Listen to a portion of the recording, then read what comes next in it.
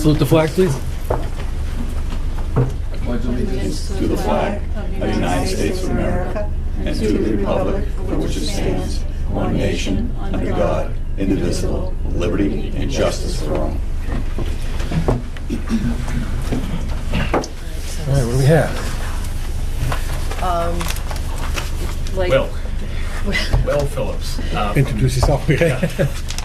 Well, from New Hampshire School Board Association. I think you all received an email that talked about my coming up and doing a training. When I spoke to Superintendent Tyree last week, we covered a lot of issues, and I understand that you've got a full agenda later on. So I followed up that conversation with, I don't think we have enough time to do a training on all of those issues. Each one of which could take, an hour, hour and a half in and of themselves. I guess it would be itself, but I'm happy to talk about and answer questions as you may have them.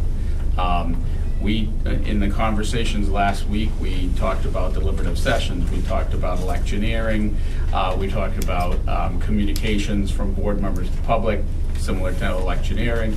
So, there were a variety of issues, and, I'm here at your pleasure. I appreciate the opportunity. But rather than my try to, fit all those things into one little package, I just didn't think it made any sense. You'll get to hear a lot of stuff that you don't really need to hear, and maybe not the things that you want to hear or need to hear. Is there any topics that you had? Well, I think the conversation, a couple of things, back up to some of the conversations we had with you so the rest of the group can catch up. Where we discussed warrant articles. Last call for late bus.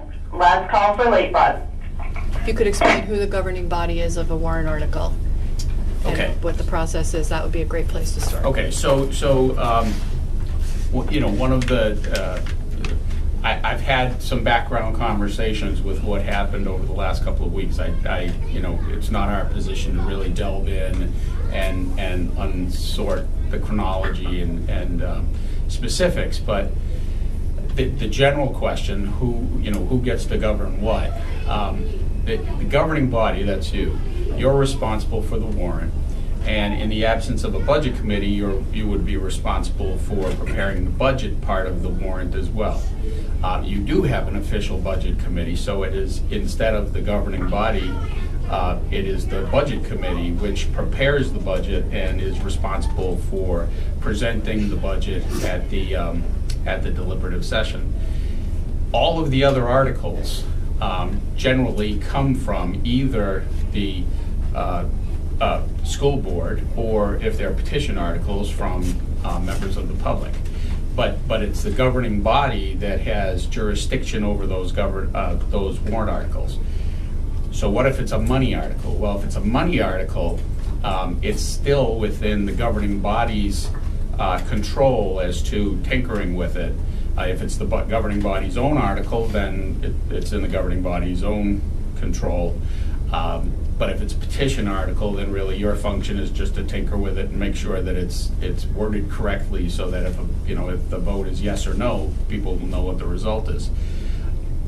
The budget committee in that context, their function is to have a hearing on not just the budget, but on any articles that relate to an expenditure of funds.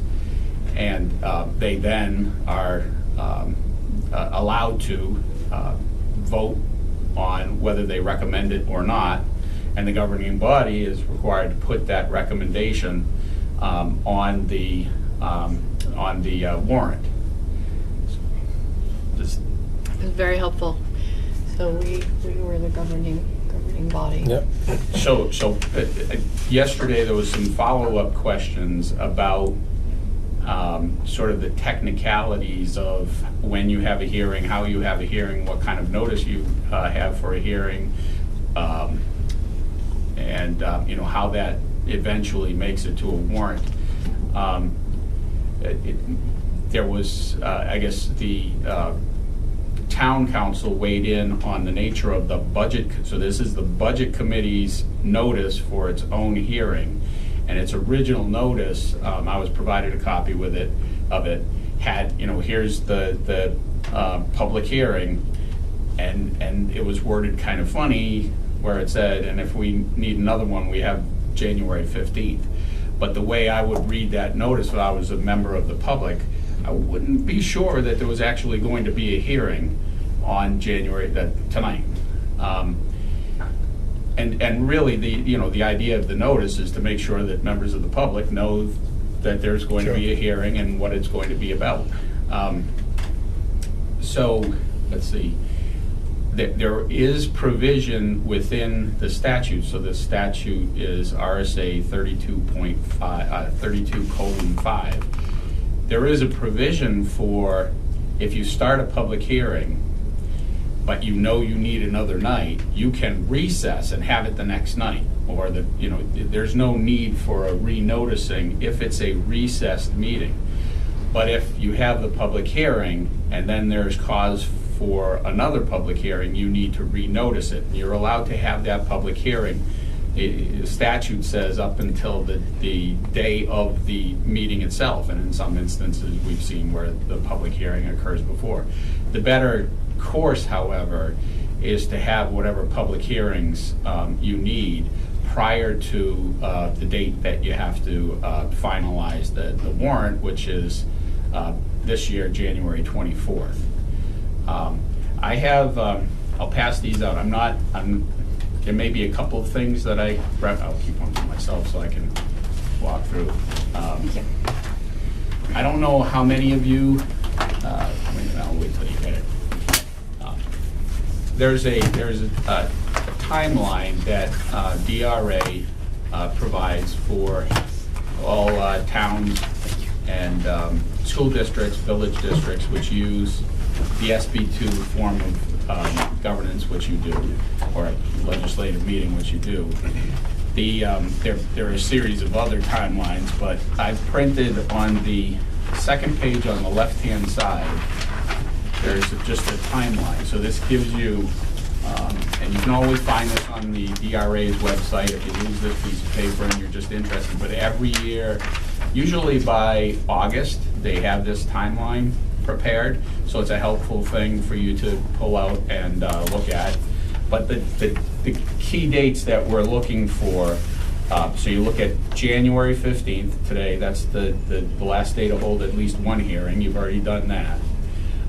It doesn't have the last day to have a second public hearing, but what you do see is on January 24th, that's the last day for the Budget Committee to deliver the budget and warrant article recommendations to the governing body for posting. So you would hope that you would have the public hearing before the Budget Committee is providing its recommendations on a special article that you're offering up. So you backdate that January 24th, 7 days. So that would be the notice, the latest. So the latest you could do it and still allow for the Budget Committee to respond would be January 17th. So you've got 2 days. Now I don't know if they've posted another hearing. They did do that. Oh, that's good. They're good.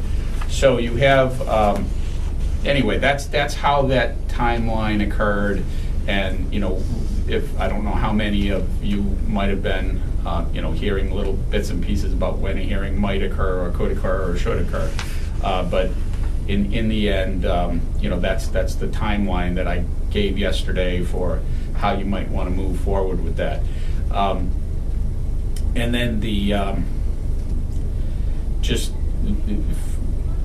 the other information that I received and the reason why there is a second public hearing is, my understanding is there were 3 warrant articles, special articles, money articles that the board was proposing.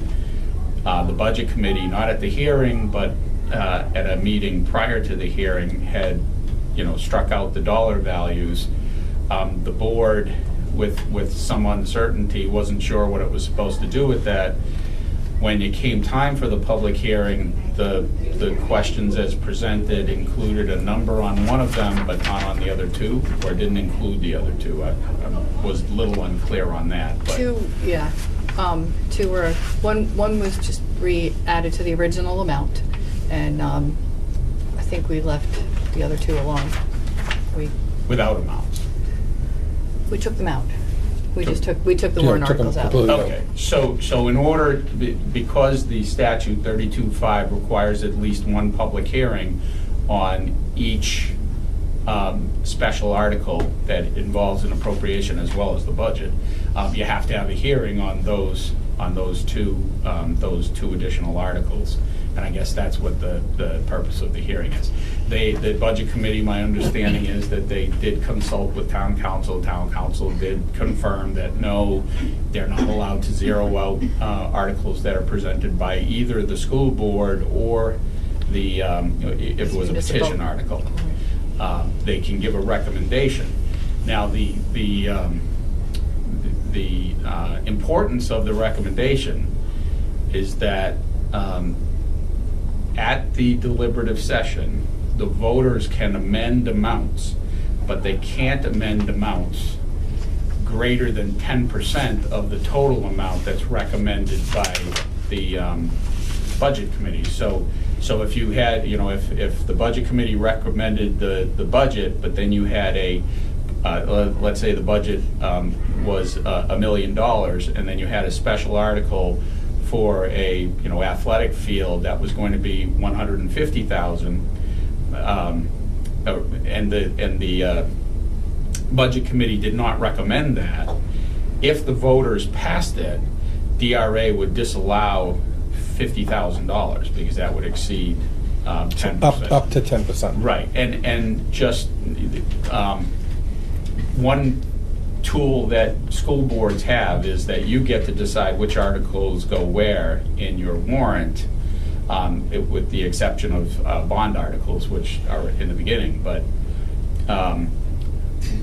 if you get to the point where DRA is disqualifying for whatever reason, they start from let's say they start at the top and they go until you hit the 10%, and then everything that comes after that is disallowed. And if that falls in the middle of an article, so such as the $150,000 one that I just gave, that's what they do. They go to 100 and then they knock out everything that follows. So when you're finalizing your warrant after the public hearing, you may want to decide carefully what the sequence of things after your, usually the front articles are your budget, your collective bargaining agreements, and the monies necessary to operate the administration. And then you start doing the other things later, with the last ones being usually expendable trust funds or something like that. Okay, so did I cover all some of those? You got that? Yeah. Okay. Actually good. Okay, good. Clarify that up for me. Thank you. That was very helpful. Okay, so that was the budget part, and then we had some other things that perhaps. Well, we would like to promote our budget. The board feels very strongly it's a good one, and one that the school really needs. What are we allowed to do and not allowed to do? Okay, so the first page on the left-hand side, and I'll just, why don't I tell you what else is in here, and most of this I'm not going to cover, but if you're interested in learning about things you can or should or shouldn't do, those are in here. So after that page on the left-hand side, I've just got basic school board roles and responsibilities. Some of you may have attended our board trainings before. This is one. It's not the exact same training, but it's one that we generally cover for new board members when they're elected, or anybody who wants to come for the orientation after elections. And then on the right-hand side is a PDF of a PowerPoint that I did on a webinar last fall, which is basically about board member digital communications. Most of it relates to right-to-know issues and how to avoid inadvertently having a meeting on social media or via email, that type of thing. It's, in today's world, it's, you oftentimes are trying to be as open and get information back from the public, but it's very easy to violate the right to know law if you're being a little too eager in that regard. There are also, depending on, how you've set up district web pages or board pages, if you have them, you've got the same problem that you have in a board meeting with public comment, where you basically have, if you're going to let public comment in, you can't discriminate according to the view. So whether it's on Facebook or in a public meeting, if one parent gets up and talks about how great the third grade teacher is, but then the next one gets up and wants to talk about how bad the fourth grade teacher is, you can't shut that one down, because that would be a viewpoint discriminatory practice. So it talks about, those types of issues. So not exactly on point, but that's what the document is, if you care to choose. And then there's just some information that we generally provide to new or board members when we do trainings. Okay, so back to the supporting and advocating for your own positions. The biggest concern that we have when we're advocating these positions is the state's electioneering statutes. I wouldn't suggest, unless you really like confusing yourselves, because it confuses school attorneys, don't read those statutes, because you'll read the statute and you'll say, what is Attorney Phillips talking about? Because it doesn't seem to say that. So electioneering, just in the simplest form under our statute as interpreted by the Attorney General's office specifically, is essentially advocating for either a person who's running for office or for a question or issue that the voters are going to be addressing. That's different than something that's within your own jurisdiction, but so in other words, if it's the board that's making the decision, that's different than if the voters are making the decision. When you look, even the caption of the statute, the title of the statute refers to electioneering and polling places.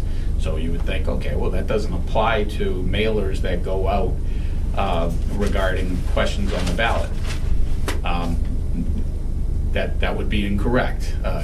Not just because of the Attorney General, but because a rule of statutory construction is that you disregard what the title says. The title, while it might be helpful, is not part of the substance of the statute. So when you read the statute, the statute's pretty clear, because it says any act that is specifically designed to influence the vote of a voter on any question or office. Okay, so who does it apply to? Because I'm talking to the school board, I'm not going to talk about employees. But there's a whole separate provision that addresses employees and what they may or may not do, and let's just say they may not do a lot of things. For school boards, the question is, are you covered by the statute? Because the statute, the one that we're talking about, which is, if you really want to go read it, is RSA 659:44, applies to election officers. So the question is, are school board members election officers? If you read what's in the statute, it says any moderator, deputy moderator, assistant moderator, town clerk, deputy town clerk, city clerk, deputy city clerk, board clerk, selectman, supervisor of the checklist registrar, deputy registrar. Nowhere in there do you see school board member. However, nor do you see school moderator, nor do you see school clerk. However, RSA 194:1 provides that wherever the word town is used, it means school district. Taken in its little narrowest view, you'd say, well, that selectmen, it doesn't say town selectmen, it just says selectmen. There are numerous statutes that apply to towns that talk about selectmen, that don't say town selectmen, but for decades, we've relied on those to apply to school boards as well. And in fact, there are, in many places, the specific things that you're being asked to do, you only find them when you're looking at town statutes. So it would be most school, if not all, but most school attorneys would suggest that you should proceed as if you are considered an election official. There are, in fact, a couple of statutes where clearly you are an elected official, an election official. There was a new statute just last year that allows school boards to appoint a school board member pro tem if one school board member is unable to attend to his or her duties on election day. So that presumes that you have official duties on election days, election duties.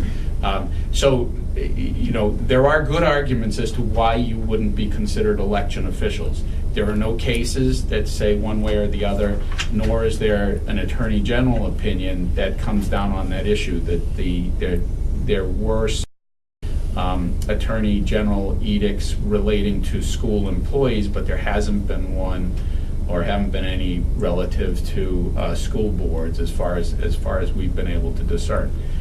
Our advice is treat yourselves as election officials and you'll be safe. If you don't, then you might be the ones that lead to that case, or that attorney general's cease and desist order is usually what you get. In some instances, they'll make let's go on to what that means, and then I can go back to this. So the first statute prohibits any election official from committing any act that is specifically designed to influence the vote of a voter, sorry for the typo, on any question or office. So then the question is, would this prohibition, I'm on the second page, prohibition on electioneering by election officials also forbid advocating on issues pending before school district meeting? Yes and no. My favorite answer, it depends. School boards specifically have two specific duties found in a statute and a regulation to provide information to voters. So one of them, and I don't have the statute reprinted, but one is RSA 198:4, which is the statute requiring you to give detailed information regarding the funds that you think are necessary to run the school district. It doesn't say what that means, and I suppose on one level you could say it just means you have to provide an itemized budget, but this particular statute doesn't reference the budget committee in the same way most other money statutes do. So in a lot of places you'll have, I better double check that, it's been a while since I looked at that, but in many places it will say the school board or the budget committee, the official budget committee if there is one. And I'm going to double check this because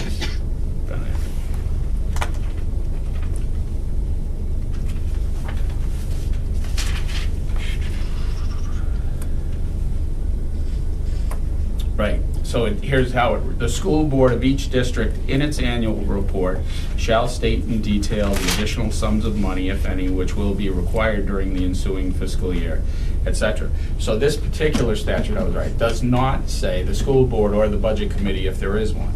So the budget that you're printing is this budget committee's budget.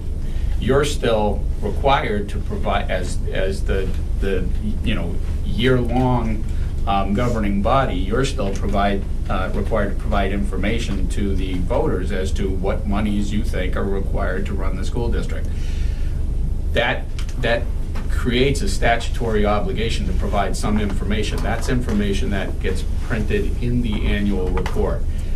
I don't know how you do your annual report, when you print it, whether you wait until after the deliberative, whether it's, most are done before the deliberative session, but that's a place where you provide information.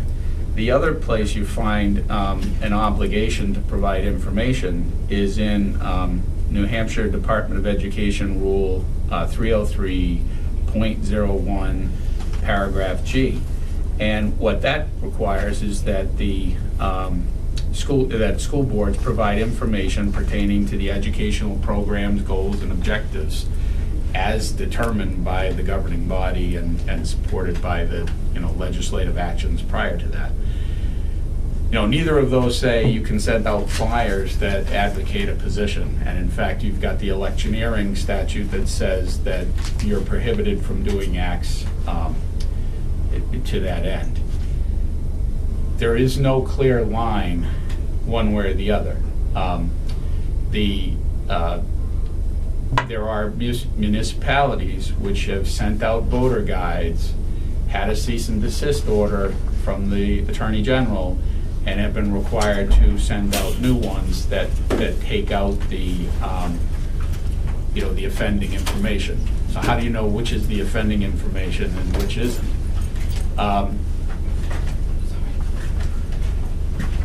If you look in the third paragraph after the first question on the second page, so it begins, NHSBA recommends, you educate the voters on the issues presented by any proposed budget or warrant article by reference to inarguable facts. There was a district last year where we looked at a couple of their iterations of their voter guide, and they were talking about the dilapidated, rundown school building, and we said, why don't you just say that it was built in 1890 and was intended to house 140 kids, and you now have 200 students, and just leave out the adverbs and the adjectives and the editorial and your own opinion about whether it's dilapidated or not. So if you're really restricting it to just objective facts and leaving out all of the subjective interpretation, you're doing what you're supposed to do. You're not trying to. Any information you provide is sort of to influence or will influence to some extent. So how do you reconcile your obligation to provide the information with the prohibition that you do so, with the to influence the vote? It's not there's no bright line there. So our advice is, here's what this warrant article does. It's to replace this building, the boiler that was installed in 1950. The estimates that we have will be, it will cost $15,000 a year to maintain the darn thing for the next 10 years, or we can buy a new one for $100,000. There you go. Do you want to buy a new boiler?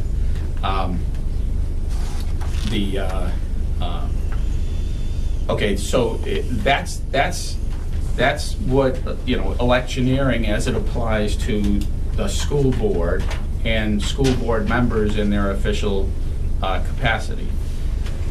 School board members never lose their rights as an individual when they become an elected school board member.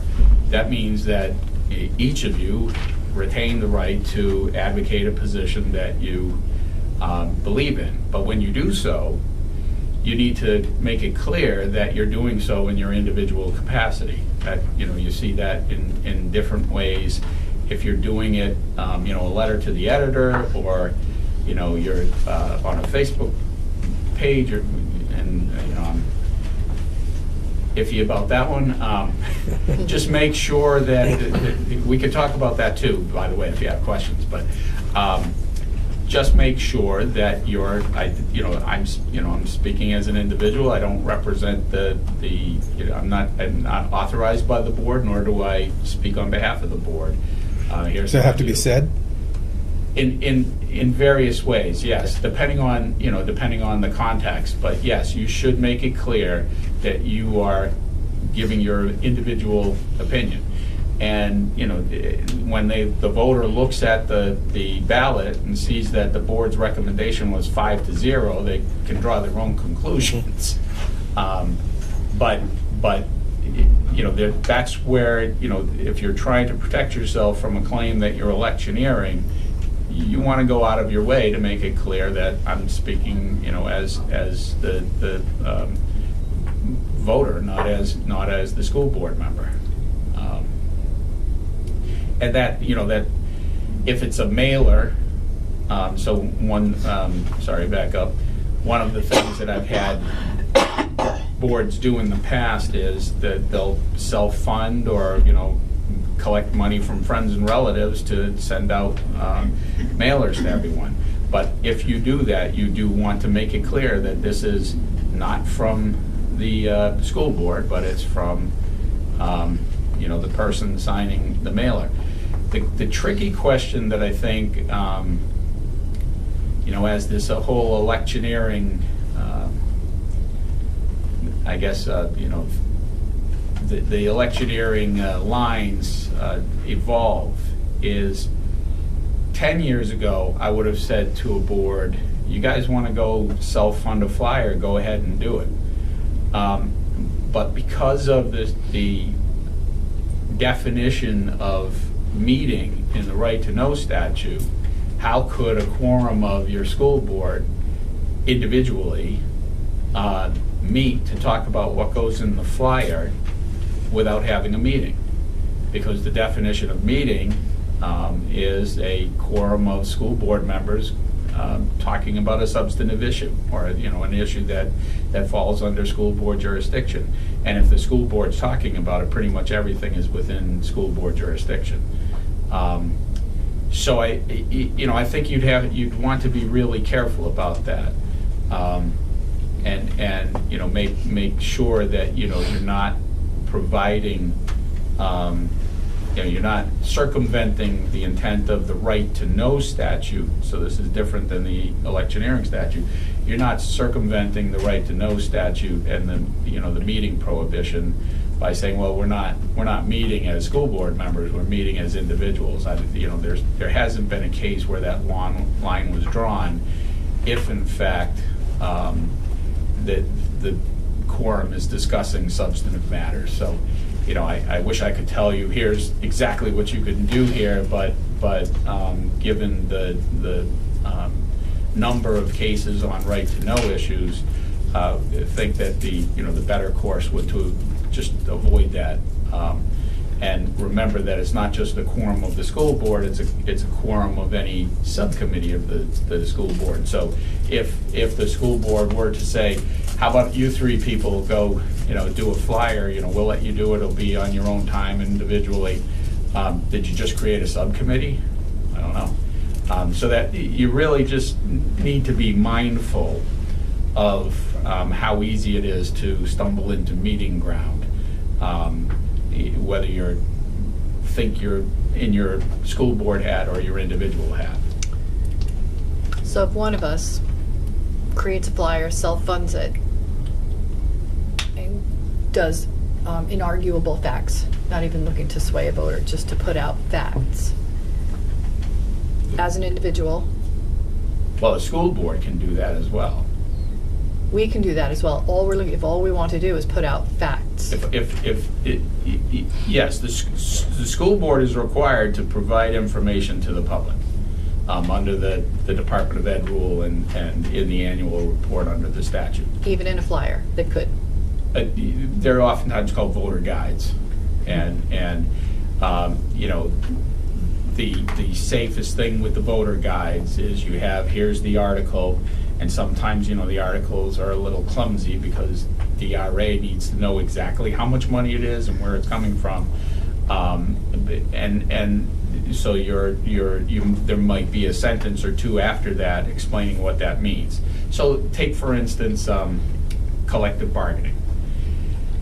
If you had a multi-year collective bargaining agreement on the warrant, you know, there's statutory language for what's called Sanbornizing the agreement. I don't know if you know what that, but basically if you have a multi-year agreement in order to have the cost items included in the later budget, you have to form your question very specifically. It's not clear it's not intuitive to voters that this number that you're putting there in the second year isn't really the number, because the second year is going to be based on whatever your staff is at that time. So if you have 4 people retire and you hire 4 new teachers, and the 4 people who retired were on single plans, but the 4 new ones come in and take 4 family plans, the numbers are going to be all over the place. So they might not know that. They also might not know that each year, if you've approved the raise this year, you've also approved that raise this year, the second year. So if it costs $10,000 in the first year, and then the number on the warrant says $12,000 in the second year, it's probably $22,000 because it's cumulative. Not always, but so that's not necessarily intuitive. So you might say, passage of this article means that raises and benefits granted in the first year will also be included in the second year. So you might be able to say something like that without saying, and this will make us competitive with surrounding districts. That might be the kind of thing that if you were committed to having that passed, you might do that in a private mailing. Because some schools would want to be competitive. The what? Because some schools would want to be competitive, you're saying. So. No, I'm distinguishing between what might be in a voter Right. guide. So you're saying, here's what happens if you approve that number. And then, but if you also wanted to say, go into the arguments for and against, or, depending on your position, I would say you would not want to put that in the voter guide. That would be in a separate, separate flyer. And so, if I was for the collective bargaining agreement, I would say, we had no contract for 3 years, or the teachers are getting paid less than the surrounding districts, or we want to attract, the best candidates we can. So irrespective, so you're making the arguments why you want that collective bargaining agreement. And then if you're the guy who voted against it, then you might be saying, we have no turnover, we've got a stable workforce, and so they must be happy. So those would be in the private mailings, whereas in the voter guide, it's really just looking. Does the question give all the information that a voter might want? Usually it doesn't, because you're really trying to construct it in a way so that the voters that don't come to the deliberative session, at least it's very clear what they're voting on, but then there's little hidden things along the way. Can we do this on the day of the election, outside of the, just to give out voter guides?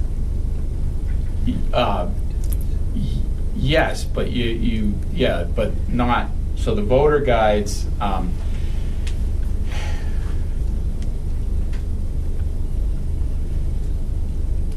let's say that those are looked at with the closer you are to the election and the closer you are to the polling place, the more scrutiny you will have. And as election officials, the answer I would say would be I'd avoid that.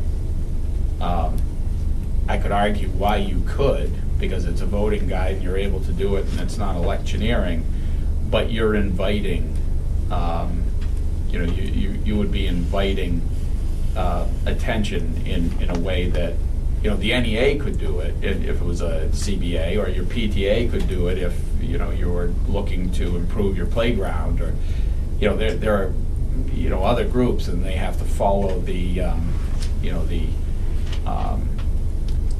electioneering rules, X number of feet away from the line to the ballot box.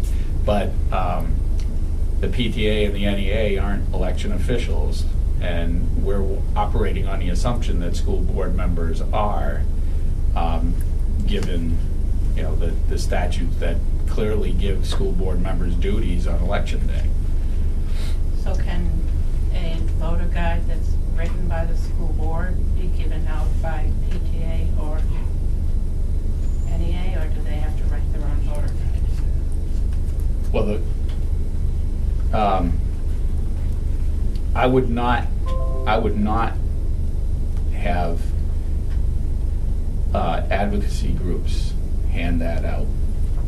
And in fact, they probably could advocate much better if they wrote their own. Because really, the school board's voter guide, here's what the questions are. Because especially, think about the what you see when you're voting on a zoning amendment. The zoning amendment there are special rules that apply to them, so it's not a direct carryover, but the reason for the special rules is that sometimes your zoning amendment is 16 pages long. So if you stick that on the ballot, it just makes a big mess of things. So zoning amendments are expected to be presented somewhere else, and you hope that the voters are looking at them before they actually go in and vote.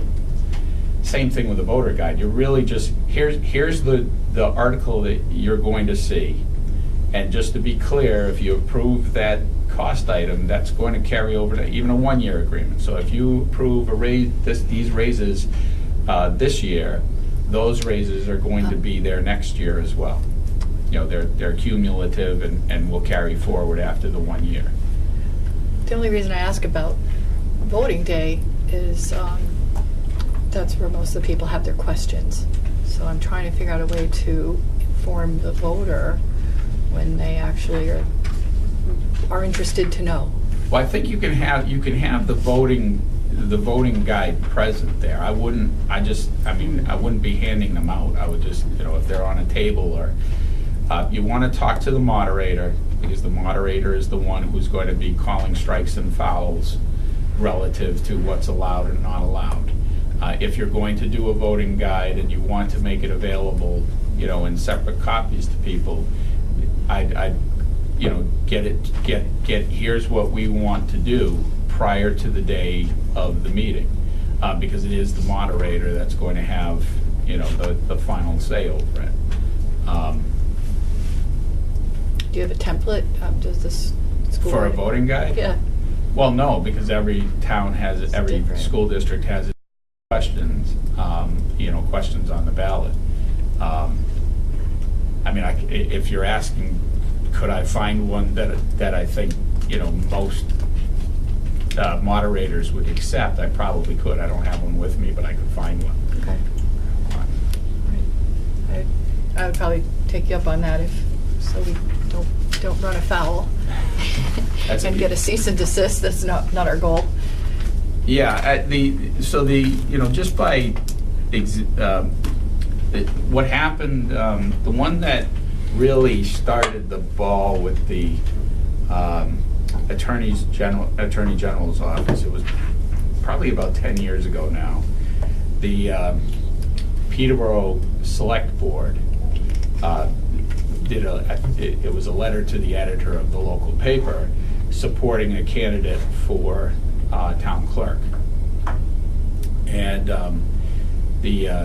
at the time, the Attorney General was Kelly Ayotte, came down very hard, gave them all sorts of slaps on the wrist. But really, the AG was providing notice to everyone else that here's how we're going to be interpreting this statute, and you need to be careful. That was relative to an election question, so it's fairly easy to, well, we're not talking about election, we're talking about this. But what it did do was make it clear that they were going to apply the electioneering statute not just to what's happening at the polling place, which is what the caption of the title of the statute says, but in general, any actions that the officials are taking to influence the vote. And then with respect to the maybe what I could do, and I might even have one, is find here's what was not acceptable.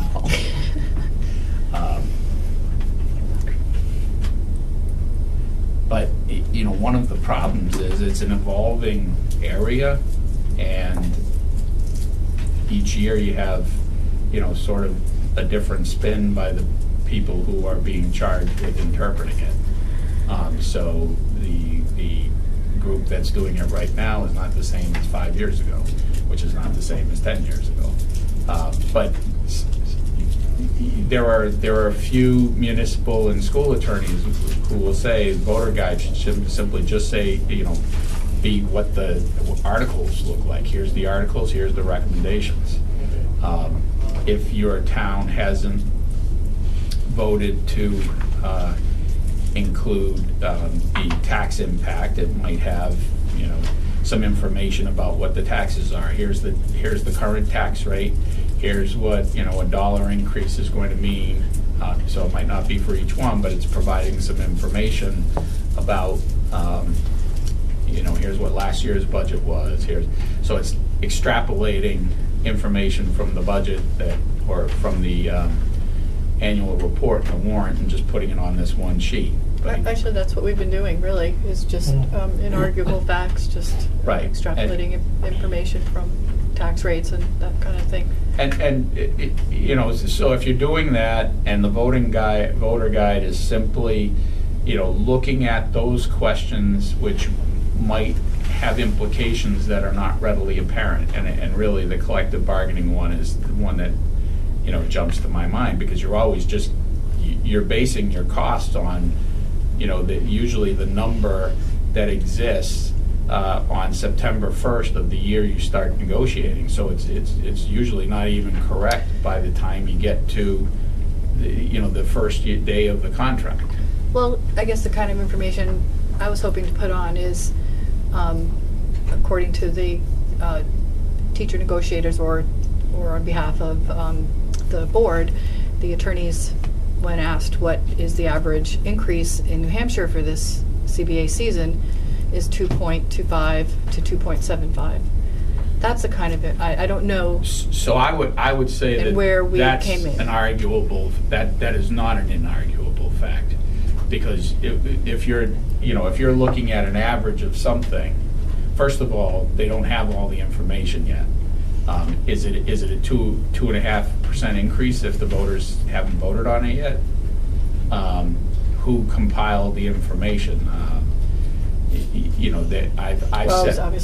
I've sat in negotiations where, just in frustration, the school board said, fine, we'll put down 2%, but you're not going to get it, but you want us to do it, we'll do it. And sure enough, the voters knock it down.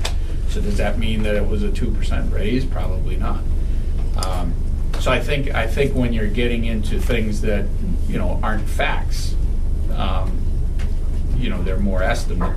There are things that by necessity have to be estimates. Right. But I think if you're arguing about, well, we've negotiated 2%, and that falls smack in the middle of what the average is this year, I think you're beginning to argue something inarguable, yeah. or something arguable. Okay, yeah. That cleared it up. I definitely avoid that. Okay. But you could, if you're writing a letter to the editor as to why you would support this contract as an individual, that's where you're making the arguments. You're looking at the surrounding school districts. You're looking at the rate of attrition that you have. So there's a lot of different things that you can look at, and but I think under today's interpretation of electioneering, you'd want to avoid those. I want to thank you. Our meeting's going to be starting very soon. Thank you very much for everything. Okay, and if you have additional questions about any of this, I'm reachable at the number inside the book. We generally like to deal with either the chair or somebody who's been charged with contacting us, but we are, we'll take the calls from anybody, and if it's something that we think really should go to the chair, then we'll let you know. But for the most part, we're there to answer. If you're a school board member and you're just wondering about how the statute works or something, give me a call. The worst thing that can happen is that I would redirect it. But again, thank you, and good luck. Thank you. With all the little things you have to do. Just like I said, I've been to a couple of your workshops, and they were fabulous, educational, and worth it. They were great. Great, thank you. Thank you. To the flag of the United States of America and to the republic for which it stands, one nation, under God, indivisible, with liberty and justice for all.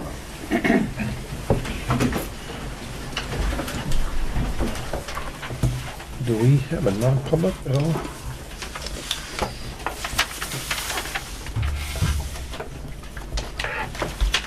Or we could give the, say, do it under, other word, is that what you're looking for? You want to do it at the end of non-public? Which one are you doing? What are you I doing? don't know if we had anything non-public to talk about at all. I don't think so. No, okay. Public comment? Anything? When would it be appropriate to talk about the lottery and how that will work this year versus other years? We have that coming up in the new business. Okay, will we have a chance to talk about that during that process, or does that have to happen during the public Oh, no, comment? it's this one, because it's on the agenda, so it'd be now. So we can talk about it now. Yeah, you can talk about it now. Okay, so I have a question about how... You want to state your name and? Oh, sure. My name is Doug Stewart, and my daughter Hannah is an 8th grader now, and she's put her name in for the lottery. I understand in the past, and I don't quite know the history, but that it was based on like 10% of the graduating class was the number of students that would be eligible, or that could go based upon the lottery drawing, and that I think last year that changed because they were looking at the total population of the school, and 10% of the population was then allowed to go last year. Is that correct? Yeah. 10% of the high school. 10% of the high school. Well, the high school right now.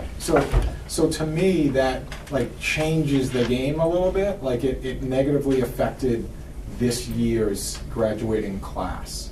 So from the letter that I got, it said that there's now one opening, and then my daughter said today that might have changed to more than that, might be 2. But in the past, I think it would have been probably 4 approximately, right?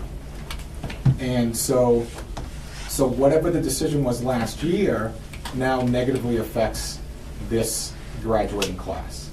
And then depending upon how it's stacked, and so if now, let's see, if now next year's 10th graders is going to be, say, 8 in 10th grade, depending upon when those kids move out, it's going to then change every year. It's going to kind of go up and down as far as the graduating classes of this school having eligibility or not.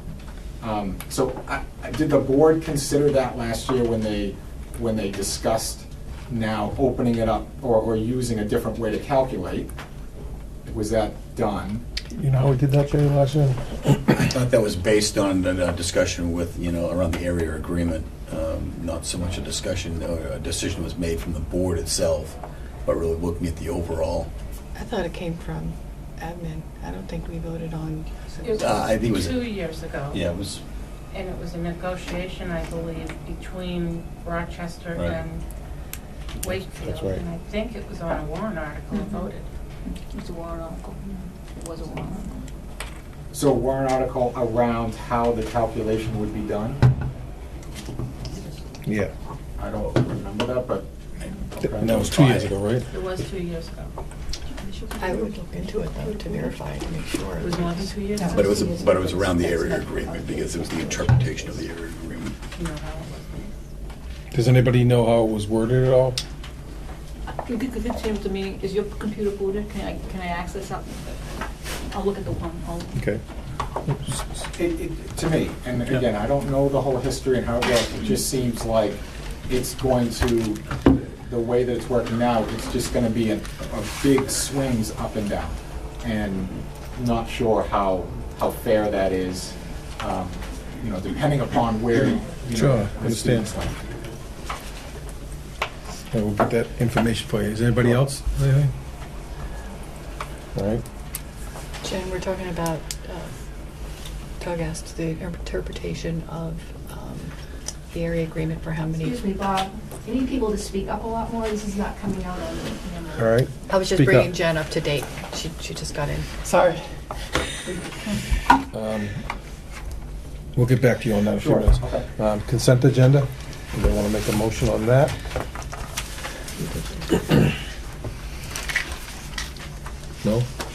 I make a motion to accept the consent agenda. Do I have a second? I'll second. All Can we have discussion? Yep, discussion, yep. On, excuse me, on the minutes of the 12:10 public minutes, 12:10:18, under the non-public session, the people who voted for roll call, my name was inadvertently omitted from saying A to go into non-public. Okay. Anything else yet? What was that? My name was inadvertent. Which one? It was The 12. It was 12:10. 12:10:18 public minutes. When it says non-public session, Mrs. Cole made a motion, seconded by Mrs. Mooney, and the roll call, my name was left off of it. Okay. Any other? So I have a motion and a second. All in favor? Aye. Aye. Reports? Superintendent's report. We're gonna bypass that for tonight. Director's student service report?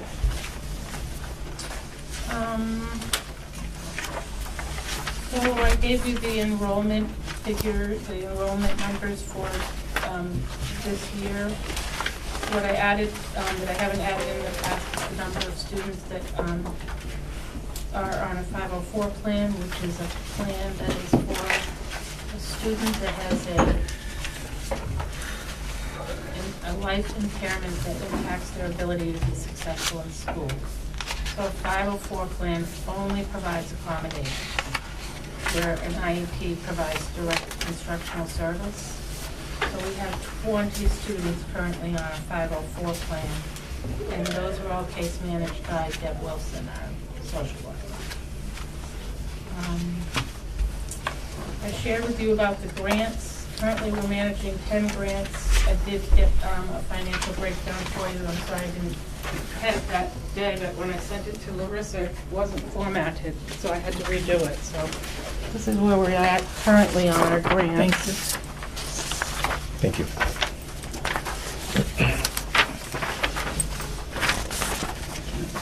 So the grants that are in the submitted stage means that they've been written and they've been submitted to the DOE, and we wait for our consultant to approve it. And more often than not, the submitted grants get returned before they get approved for some usually minor mistake that's been made in the writing of the grant. So the Title I carryover monies, and I noticed that that was also in the superintendent report. We got $28,000 in Title I carryover, and we're adding, we're increasing our the hours of Diane O'Neill, and we're adding math intervention. She'll be doing math, Great. Tier 2 intervention, and then also that includes the summer program. The other two that are submitted, that are currently submitted, is Title 4A, and we are looking to purchase STEM curriculum and training to use the STEM curriculum in classrooms. And Title, I'm sorry, I didn't write in the notes there, Title 6 RLIS is the rule, it used to be called REAP. That money can be used for anything we would use money for Title I, and we are, that grant has been submitted to bring in a consultant to work with our Tier 2 committee to try to relook at our infrastructure around our tier instruction. And then Title 2A FY19 is a new grant that hasn't been started, but it will also focus on multi-tiered systems of support and math intervention. And then we now have a second Title 6 RLIS, which is to be determined. And I'm wrong. I'm wrong. If you go back to the first RLIS, $7,360, that is submitted to bring in a consultant that's going to focus on climate and culture, harassment, bullying, tolerance, all of that piece. So it's the Title IIA that we're going to use to bring in a consultant to work with us on the multi-tiered systems of support. Okay. Any questions? Let me see what I wrote in my, so I talked about, as a special ed department, we've now added 2 more Tier 3 interventions. One is a reading program called EdMark, which is very specialized and works really well with some of our kids. And another is a phonological awareness curriculum. And our preschool team is going through a training called the Pyramid Model, which is a preschool version of tiered instruction. So hopefully with all of this good training, we'll have a really good tiered intervention. And my goal, and I think it's the goal of the leadership team, is that our tiered intervention is going to focus not only on our students with challenges, but on our students that are advanced and need other programming for their kids. Yay. So for instance, what I mean about that is the STEM curriculum we're looking at purchasing and the training we're looking at getting is curriculum that will be in the classroom and a piece of the tiered instruction. So when you identify that a student needs tiered instruction, we have procedures in place to identify that, and we'll work at putting a procedure in place to identify those kids that need an advanced type of programming and try to incorporate that into the core curriculum. Great. Any questions? Nope. For me, Any anyway. questions about the status of the grants? No, thanks for staying on Yeah. top of them. And, what did we do last year with the technology that we did the Wi-Fi with? Who was that? That was You're talking about our E-rate. E-rate. E-rate. Yep. That's still, do we do that again this year, or are we applying? Well, the money we received is over a 2-year period. Ah, So okay. we use the bulk of it. We still have another, a small portion left that we can look to write a grant for next year. Okay. But you get a 2-year allotment. Okay. And it's a much smaller amount. What we were looking at was not something that was available in the area. That's the E-rate you're talking about, right? Yes. So- Then do we reapply I think Next year? I think the year after. the year after? Okay. Thanks. And there's one other grant that we haven't really acted on. It's the security grant that we need to match funds. And I don't see Maria. She just stepped out. She stepped She out just for stepped the, out. We need to match funds to that grant, so I don't think that we have had a good conversation about when to go ahead and do that and match those funds. I think it's $20,000 we need to match. that we need to match for something for Do 40. we match 20,000 or? I think we need to come up with $20,000 to Get a $40,000 grant? Not sure. Okay. kind of. We'll get back to you on that. Yeah, absolutely. I'm not exactly sure. That's okay. Thanks for even thinking of it. Thanks, Ann. Yep. Old business, FY20 budget review. Marie just stepped out. Oh. And School district. School district clerk update. Actually, I think Larissa has the update for us. I believe Valerie Ward, the Wakefield Town Clerk, has agreed to step in. Valerie. Okay, Valerie Ward. okay. Wonderful. Everybody get that? No. No? Valerie Ward, we needed a, Oh, that's right, because we had a resignation. Yep. So oh, excellent. That's I'm actually fantastic. glad we got somebody for that. Jared? I have one for old business that wasn't on here. I wanted to update you on the school resource officer.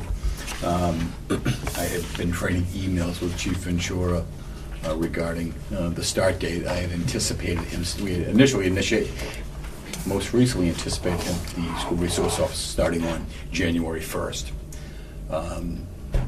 I got an email from the chief asking if the school resource officer could delay its start until, I believe it was January 7th or January 14th. I forget now exactly what the date was, and I said, well, you're his boss. You could do, that's up to you. I sent the chief an email asking if we could anticipate the school resource officer starting this past week, or this week. And the response, I'll just kind of paraphrase the response. He apologized, thinking that I knew what was going on, that some of the budget talks, that things had changed. And the school apparently, this is quote, school apparently decided they were not going to fund the position 100% through June. Because of this, I cannot place an officer in the school until the budget passes in March. I responded back, I was not aware of that. I wish I had been, but it's not something I was aware of. I wasn't sure if you were aware. We are not aware. No. So this is not something I'm aware of, so I will respond back to Chief and ask him where that information came from. Oh, yeah. No, I- it took away all of our choices. If we wanted to do something different in the fall, or all of our choices, or now. I will follow up with that with him tomorrow. Weren't we told that that was Budget their committee. budget, not to be taken from our budget? Yes. That's my understanding. This was not my understanding, and therefore I will follow through. Yeah. No, they did not contact, or did they, Bob? No. No. Okay. It's disappointing. So politics affecting the safety of the kids. That's something voters should consider. Makes What me I angry. I just wanted to bring Jen up.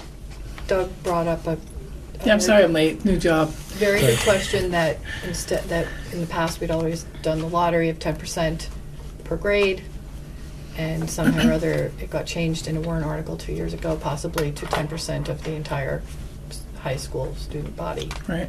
which reduces dramatically and The chance of- the chance yes. of getting in. And Marie is I'm just We gave got it it, to yeah. Bob, finding the warrant article. Okay. Yeah.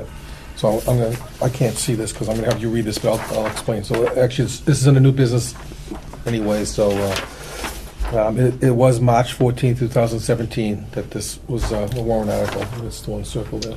This is one of the ones where I think it needs an explanation in a voter guide, like he was describing. Yeah. Article 11, shall the school district adopt an amendment to the paragraph D of the Rochester School Department and Wakefield School District Area Agreement as proposed by the review committee and on file with the district clerk? Yes or no, simple majority. No. Should the Wakefield School District each year approve attendance at, pay tuition to, any school district other than Rochester Area School for a total of not more than 10% of Wakefield's entire student population in grades 9 through 12, rather than 10% maximum in each grade level? The school board recommends 5 and 0, and the budget committee recommends 5 and 0. Unfortunately, it went 405 to 8. Oh, yes. Oh, yes. So it was recommended by both, and I don't believe I would guess that the thought was that it was greater. that it would make it a bigger number, but we just need to maybe adjust the parameters of when you can get in. But it's hard to tell somebody who's not doing well at Spalding that they can't get in the lottery for the other school or another school. It's a very vague, I'm sorry. No. Yep. It's a very vague recollection of mine, but I do believe that the thought was that it would create a larger pool. I know, when I voted for it, I thought so. Yep. I know Jen had said she'd like to do a little more research with Spalding. Well, I think we should need anyway, to do yeah. something to make this different and bigger. We need to do something. We need to figure out what, I mean, I know Spalding wants the money, but I can't imagine they want students going there who don't want to be there. Right, I don't believe this was the intent, even though it turned out this way. But Right. maybe in the meantime, should we do We'll the do one? some research on this. Do we want? We agree with you, actually. Okay. 100%. I appreciate that. I mean, this is, I just read it out loud, Yeah. so, I mean, just, so, can I speak just for Sure. a moment? So I'm on the planning board in town, and I get it when you say, geez, what's on the warrant article isn't necessarily the whole story. Like, I get it, like, we don't do a good job either sometimes of explaining to the community what could happen if they vote yes or no. So, totally, I understand. But I wonder if we hadn't changed it, would it have been a fewer number of kids and still have the problem with kids? We'd have to Yeah, limit it to yeah. just the 8th graders Yeah. being in the So- lottery. So based on the fact that this was, what, March 2017, the first time it took effect was last January, right?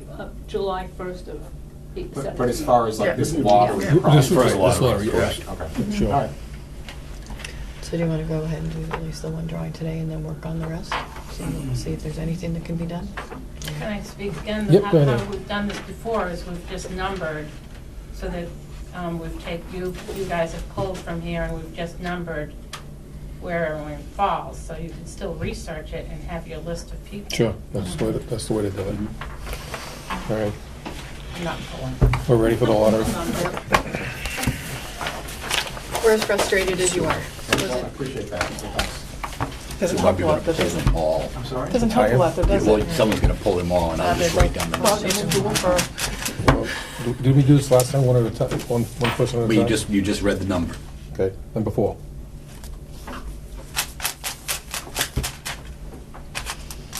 Oh, this is not my cup of tea. Number 5.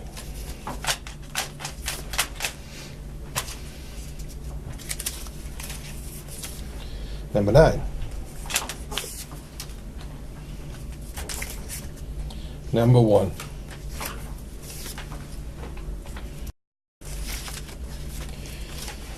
Number 3.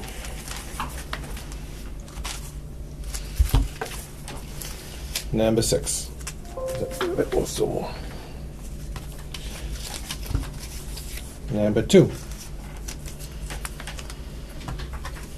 Last one. Open it. Number 7.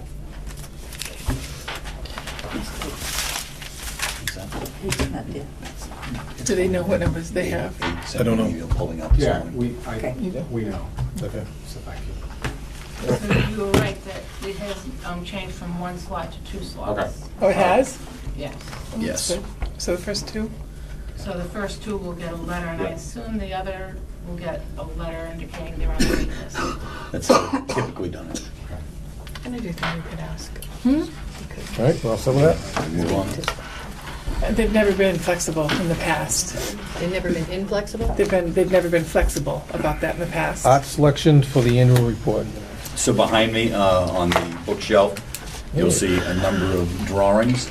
It's been typical in the past. We select drawings from students who have opted to go into a contest to be put on the school district report.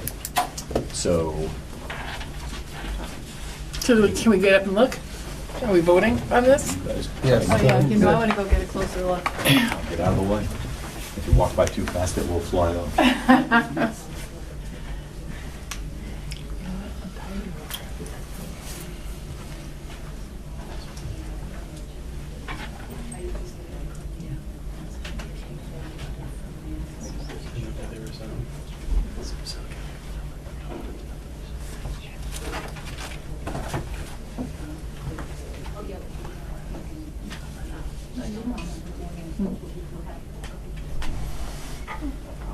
Are those numbered at all, you know? No.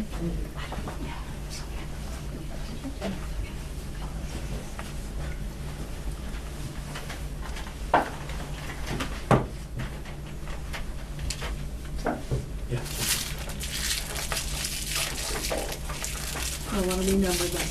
1, 2, 3, 4, 5, 6, 7, 8. Yep, everybody pick Okay. which one you guys like. All right. We're all gonna be different. We are.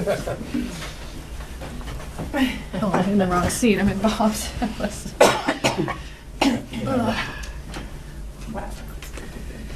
Okay, how do we want to do this? We could say 1, 2, 5, 6, 7, 8. So who vote for 1 and who vote for 2?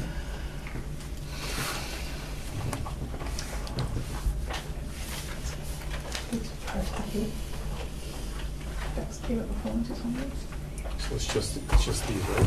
7, 8. Yep. No, it's That one too? Okay. This one also? Yes, I think that 1, 2, 3. Sometimes. How do we? You want me to just say who wants number 1 and I'll do a tally? Yeah, that's fine, do it that way.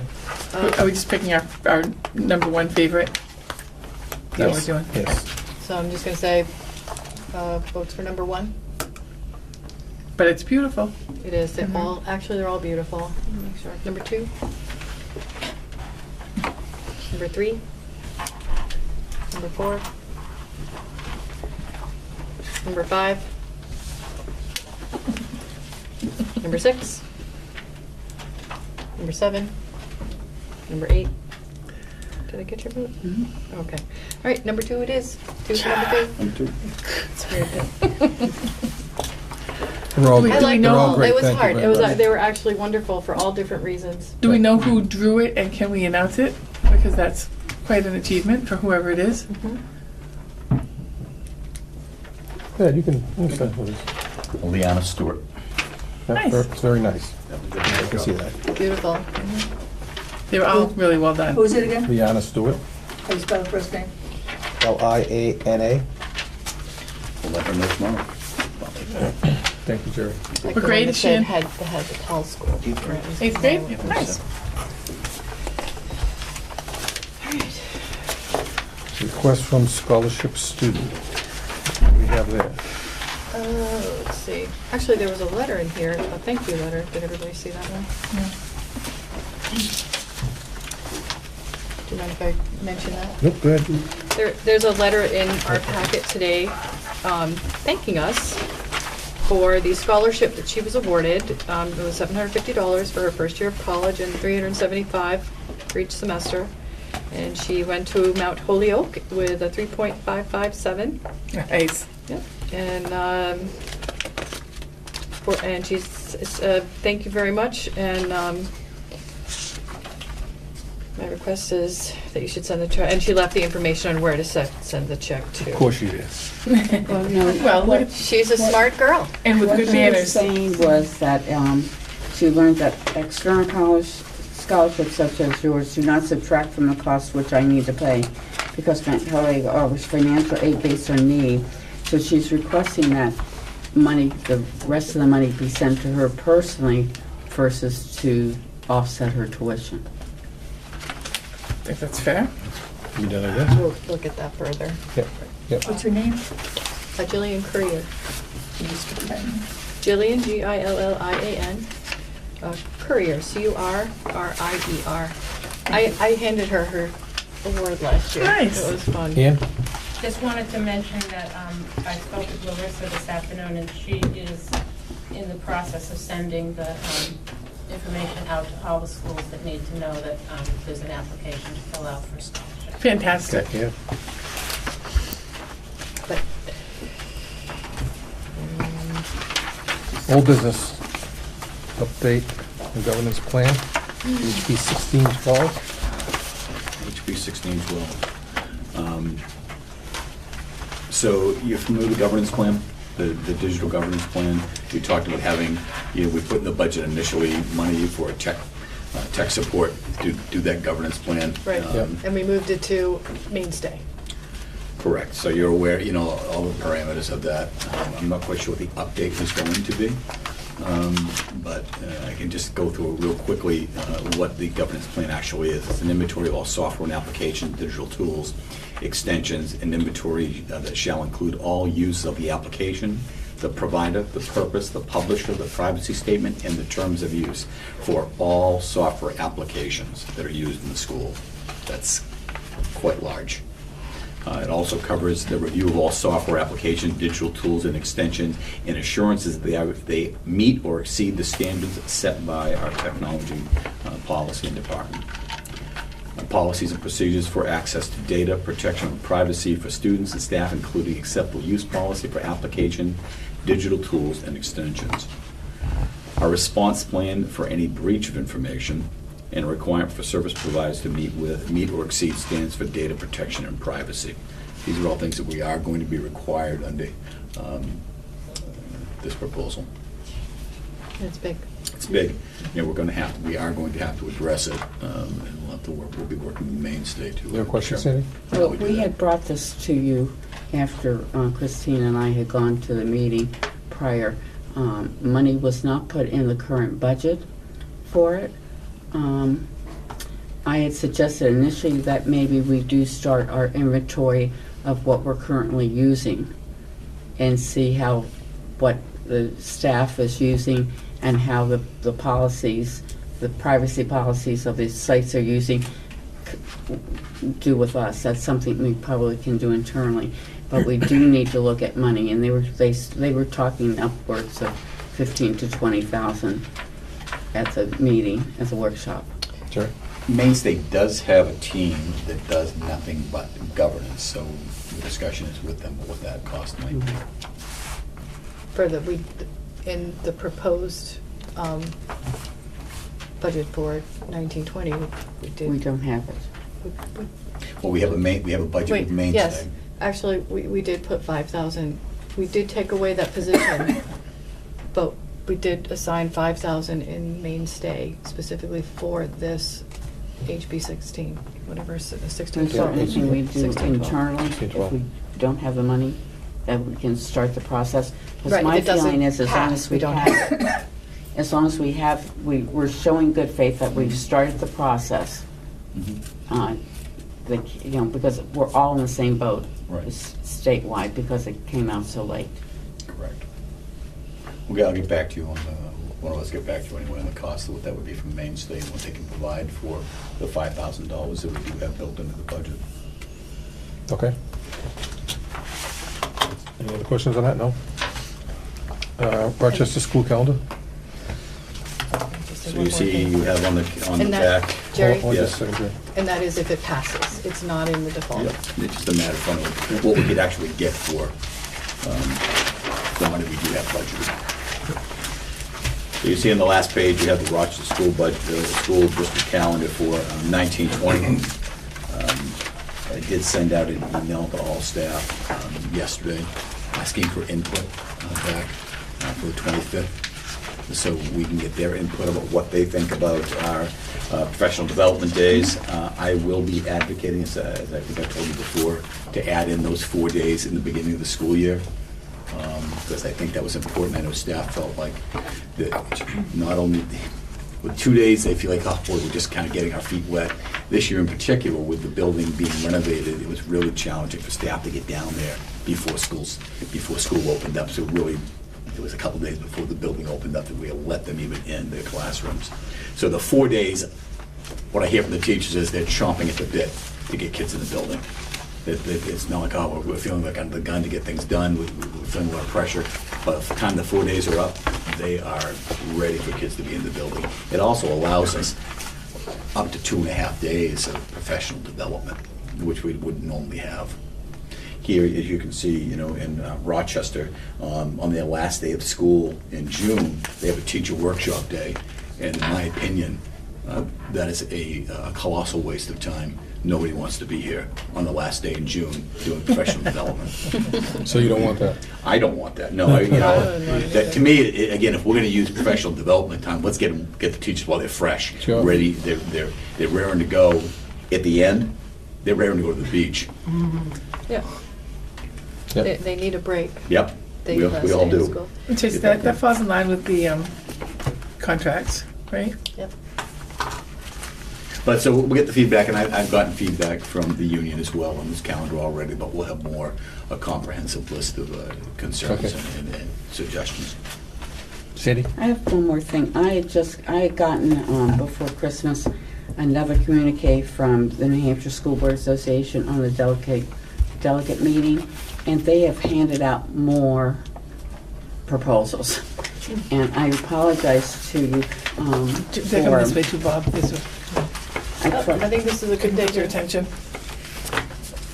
Oh, I think I have an extra too on this. Thank you. So I've given you a breakdown of what, and proposals 10 and 11 have alternate proposals to, All right. and I wasn't sure, those are the most crucial for me of whether you want me to support them or not. And proposals 12, 15, 16, 17, and 18, they don't recommend adopting them. And so I need some guidance from you, whether do we just want to carte blank go with the New Hampshire School Board Association? Never Do not go. recommend. Then they had, proposal 20 was no action to be taken. 19 was similar to proposal number 1, which you had already told me to vote yes on, and that was for firearms in the school. So we don't have a chance to take this home and look at it You can. before you go. It's not until the 26th. When's our next meeting? Today's the it's after. 14th. We have one on the 29th. 29th. There's So a, I don't know if you want to just look it over and send me your proposals, or, okay. I think, I wouldn't mind some You time wanna do to it that read way? it. you know, or just allow me to use my judgment. That was the other. Oh, no way. No, I'm kidding. No, But I would prefer you to look over if there's any one that you see that sticks out to you. Just no correspondence back and forth to each other, just Right. send it. Yeah. As a- Yeah. right, not back and Right. forth, but I can send it to Sandy though. Sure. Right. And then I can collectively give opinions to you of what Okay. I've received. Okay. All right. I think we've had 1,000 meetings, so. Yeah. All right. Anything else on that? We get to do one article one Yep. more time. Warrant articles one more time. Oh, yeah, I just want to make, yeah, so, yeah. We weren't gonna forget you. Well, so warrant articles, we're a little bit later doing this than I expected. I thought we were going to be done back, right? We just want a 5-0 vote with Tawny. I know, I'm questioning something, so it's way too late to add something then. We took away, I'm just thinking about the warrant article that he posted in notes. Oh, never mind. Okay, No, go ahead. it needs more thought. I'm just thinking about the school lottery. And that one article we just saw and read. But it's really too late to wing it. We just can't wing Yeah, it. it's too late now Yeah. for that. Ugh. Oh, that's too Good. bad. You have the floor. Obviously, we're just going to go through each one article again. And if the board wants to, has the opportunity now to modify their original So these can be, vote, or modify it, want to make so you need a it, vote on each one of these? if that's the wish of the board. But there are some changes. There are some warrant articles. Why don't you go through the changes real quick, and then we'll just vote on the one, Okay, the so the the whole ones thing that at one time. the ones that the school board is in favor, 5-0, is okay, right? We're going to skip those. So the first one that's not is warrant article 7, which is the budget. Yep. So is that does the board wish to change their vote on that one? Because all 5 of us are here. Yeah, it is, we're not changing it because we've changed our minds, it's because we didn't have all 5 at the time and now we Right, do. so I don't know if you want to read it again and take the vote because it's a change in the vote. It's up to you guys. Yep, you want to read it? Okay, sure. That's Article 7. Shall the Wakefield School District vote to raise and appropriate as an operating budget, not including appropriations by special warrant articles and other appropriations voted separately, the amount set forth on the budget posted with the warrant or as amended by vote of the first session, for the purposes set forth therein, totaling $10,523,990. Should this article be defeated, the default budget shall be $10,195,596, which is the same as last year, with certain adjustments required by previous action of the Wakefield School Board or by law, or the governing body may hold one special meeting in accordance with RSA 40.13.10 and 16 to take up to the issue of a revised operating budget only. Note, warrant article 7, operating budget does not include appropriations in any other warrant article. The total operating budget will be offset by the estimated federal grant revenue of $290,000 and an estimated $188,000 in local, state, and federal child nutrition revenue, leaving a net budget of $10,045,999. The amount of $478,000 will not be raised by taxes. So do I have a motion to accept that I motion to accept that. in a second? I second it. All in favor? Aye. Thank you. The next one would be warrant article 12. We don't have to redo 8. 8? 8 is the 100,000, but that's the same. That's the same as, okay, great. It's up to you. Nope, I just want to make sure, that's all. I don't want to skip it. I mean, it's up to the board if they want to, that's fine, that's good. Yeah. Okay, the next one would be Article 12. Because it's not unanimous. There's only. All right, and there were only 4 of us at the time, so do you want me to read it? Yep. Shall the Wakefield School District vote to establish a gym floor expendable trust fund per RSA 198-20CI for the purpose of repairing, replacing, and maintaining the gym floor, to raise and appropriate the sum of $20,000 to be placed in the fund, and further designate the school board as agents to expend from the fund. And I just want to say, this number was changed by the Budget Committee from 60 to 20. We've decided to leave it there. And I think the objection was, one wanted to go back to the 60. So it isn't that it's not recommending the 20, correct? That's right. Okay. So I need a motion. A motion to approve Article 12 as written. And do I have a second? Second? All in favor? Aye.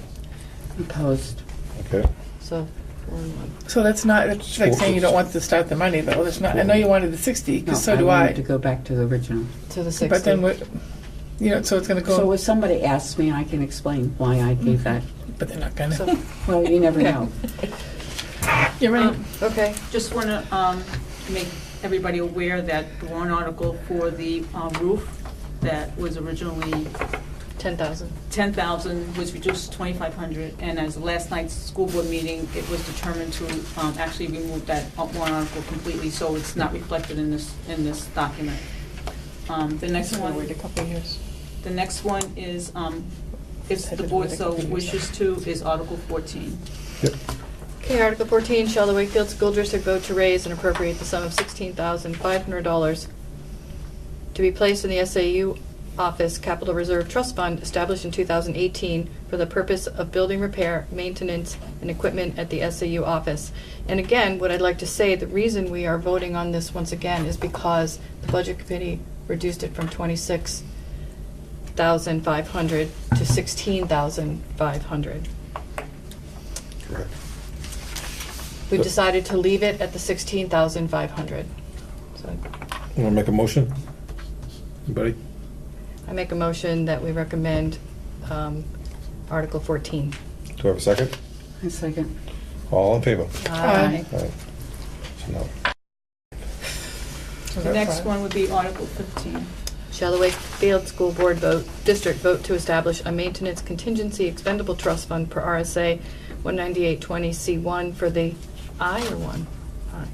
for the purpose of covering unanticipated building repairs, maintenance, and equipment, and to raise and appropriate the sum of $10,000 to be placed in the fund, and further designate the school board as agents to expend from the fund. Again, the Budget Committee reduced this. The reason we're voting on it today is the Budget Committee, in error, reduced this from 20,000 to 10. We recently had an alarm failure, and it required a repair. However, the school board decided to leave it at 10, and hence the new vote. yep.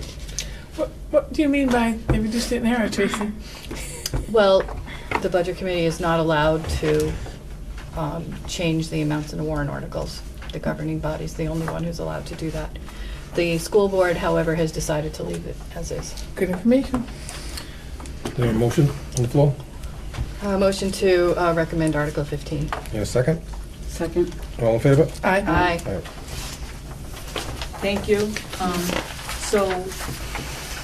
Just to inform everybody, this will be modified again, and I'll change it. And then we sign it, right? Those- No. So this has to be, I do have a question that's relevant. Go ahead. Article 16, I thought we decided to leave off the 2.5%. I don't know, is that what was The retention of the determined? 2.5%, I thought that was, not the 200,000. No, the last article, you're talking about Article 16. They zeroed it out and withdrew it. But Which one? Article 16. Which was what? They authorize indefinitely until rescinded the retention of the year-end unassigned But funds. that has no money value. That never had a money value. Okay, so, So I left it there. do you think it's confusing to leave it there? But it has no, that was what was originally proposed. I didn't know that the board didn't want that. Right, no, don't, it's fine. What did we do? I don't recall. If it has no money value and we're not gonna use it, do you wanna vote to just take it off? Jen? Any comments? It's up to you. I'm just want to make sure We might. all of the, I think it's good to get it out there to the public to understand it as Okay. best they can, and that if they reject it, it gives us a bigger hand later on if Sure. we need it. But at least let Which them is know right. that that is Yep. okay, that's within our realm, that we can do that. Sure. okay. We'll This leave has it no all. money value, so Moving just, all right, At this point, it has no money value. right. It may have money value in the future, because you're asking Okay. to Correct. retain money. As- Okay. I- I just want to correct that.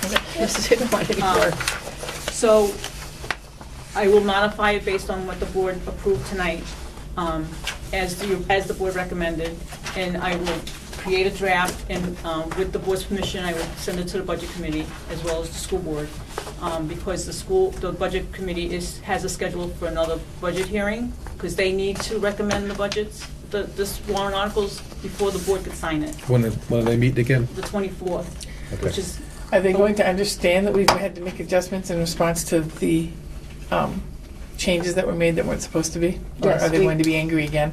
no, actually, they have been told that what was done was The right way to do it? incorrect or illegal, one or the other. I just want the board to know that the timeline, it's in the School Board Association pamphlet that was handed out today, the Department of Revenue timeline to have this information done and complete by. It's a very, very tight schedule. So the Budget Committee is having a public hearing on the 24th, which is the deadline that they're supposed to submit their budget and recommendations on it. Then the school board has to prepare the reports that needs to be posted by Monday and has to be approved by the DRA before the posting occurs. So I just want to make everybody clear, I just want to make it clear that it's a very, very tight deadline. So we're having the meeting on the 24th, Which is Wednesday, which is Thursday. Thursday. It's going to have to be completed and approved. It has to be completed, so all the reports have to be completed by Friday. The school board and the budget committee are going to have to come in somewhere and sign off on those reports. And it has to also be approved by the DRA in order for it to be posted for the public on Monday, the 28th. Just On want- Monday, the 28th is when it all has to, it's the deadline. If you look at your DRA I mean, can we sheet, come in and do it Monday morning? the DRA needs to approve it as well. So there's a sequence of events that have occurred. I just want everybody to be clear that it's a very tight deadline. So when do you need us to be there It to has, sign it? I mean, if the budget committee approves it make their recommendations on Thursday night? Thursday, I You will just get the stay there and sign reports it? together on Friday. Okay. Hopefully I'll have the preliminary approval from the DRA. And then the only thing I have to do is add the recommendation from the budget committee. And we then could- you guys have to sign it. I could leave it somewhere, the budget committee and the school book, I could leave it somewhere, that somebody could come and sign it on the weekend, but I need it by Monday. I need it by Monday. So could we come Friday afternoon? Absolutely, but try to do it later in the afternoon versus first thing in the morning, because I need to get those reports done, because the budget hearing is on Thursday night. I need time to update it and put the stuff together. Okay. So Well, at least by Friday afternoon, but I need to Can you just send out a memo to us that it's done? And Yes, then- I will. Then we can. But I come just from want to there. make it clear, Everybody sees the and email. it's public information, that it's a tight deadline to get this information all together by the timeline. How many Thank of you. us do you need to sign it? Majority. Okay. Because you won't be here, and I won't be here I'm just during sitting here business thinking if I can hours. do an e-signature of some kind, but, I can read it and send an e-signature, but. Is that, can she do it that way? Well, I need An e-signature? What? I can read it, What about faxing a signature over? yeah, I could do that. Or do you have to sign a document? Fax is legal. If we could start with the one that you signed, and that would be the beginning one, Uh-huh. and then I could take that one and have everybody sign from that one, as long as you could send it to me Friday afternoon. I'll work, yeah, I'll make sure I get it done. If it can be done, I will get it done. Okay. Thank you. Thank you, everybody, for your understanding and patience. Oh, we haven't been patient yet. Public comment? Any other public comment? Maureen, no public comment? Nothing to say? Nothing. Do we need any non-public? No? A brief one, or maybe where you said? Yeah, I think we do. Okay. RSA 91A32, And personnel was C, I believe, because of that last night. It's not, you know, we said we're gonna have them all in the back of the. I know, I looked today, they aren't, I'm gonna get it, It's not I'm on the back of going that to, one? no, On the I'm back of- gonna. It's on the back of the last one. I have a worksheet. Oh, thank you. I believe it's C. So,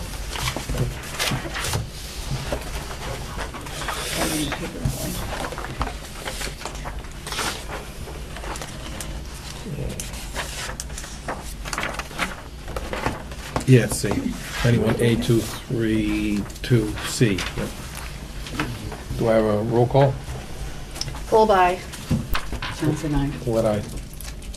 Moody, aye. McCauley, aye. Make a motion to come out of non-public. I'll second it. All in favor? Full by. Moody, aye. Johnson, aye. What I? McCauley, aye. I'll wait to the end so I don't talk over you. So we actually have one more thing here. Last meeting, we discussed, but we actually never took a vote on this.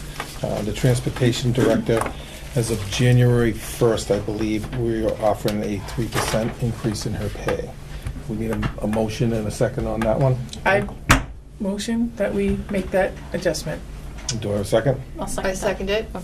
And We all for want to. discussion, For discussion? there is, enough is covered in the transportation fund. Yeah. I have a motion and a second. All in favor? Aye. Thank you. Motion to adjourn? Motion to adjourn. Yippee-yi-yay. I second. Thank you, everyone. Thank you. So, I'll make the motion, so you keep it. I can't, I'm Who made the like- motion? Jen made the motion, I seconded it. Welcome to the work world. Thank you. Barking.